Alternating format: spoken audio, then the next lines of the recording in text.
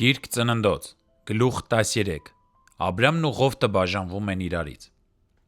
Եվ Աբրամը Եգիպտոսից դեպի վեր, դեպի հարավ գնաց,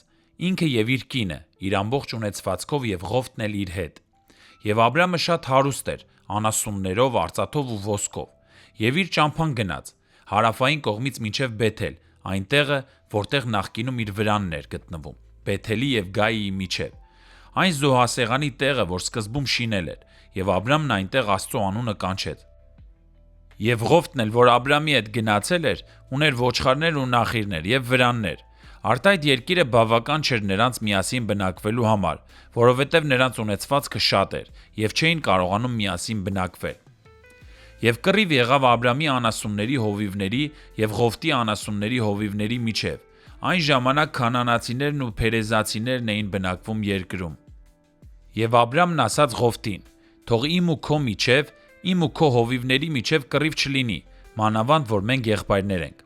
Միթե ամբողջ երկիրը քո առաջ չէ։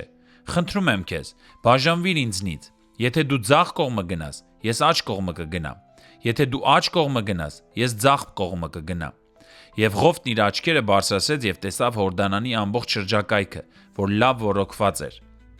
նախքան Տիրոջ կողմից Սոդոմի և Գոմորի կործանումը, մինչև հասնում է Սեգովր, Տիրոջ պարտեզի պես էր, Եգիպտոսի երկրի նման։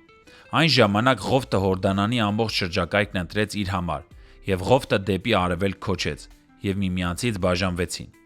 Աբրամը Քանանի երկրում բնակվեց, Ղովտն էլ դաշտավայրի քաղաքներում բնակվեց, և իր վրանը Սոդոմի մոտ խփեց։ Բայց Սոդոմի մարդիկ չափազանց չար ու մեղավոր էին Տիրոջ առջև։ Եվ Տերն ասաց Աբրամին Ղովտից բաժանվելուց հետո. «Հիմա աչքերդ բարձրացրու և նայիր քո գտնված տեղից դեպի հյուսիս և հարավ, և դեպի արևելք ու արևմուտք, որովհետև այդ ամբողջ երկիրը, որ դու տեսնում ես, քեզ եմ տալու, և քո սերնդին հավիտյան։ Եվ քո սերունդը երկրի փոշու չափ եմ դարձնելու, որ եթե որևէ մեկը կարող է երկրի փոշին հաշվել, քո սերնդին էլ կհաշվի։ Վեր կաց, այդ երկրում շրջիր լայնությամբ ու երկարությամբ, որովհետև այն քեզ եմ տալու»։ Եվ Աբրամը իր վրանը վերցրեց և եկավ ու բնակվեց Մամբրեի կաղնիների մեջ, որ Քեբրոնում է, և այնտեղ զոհասեղան շինեց Տիրոջ համար։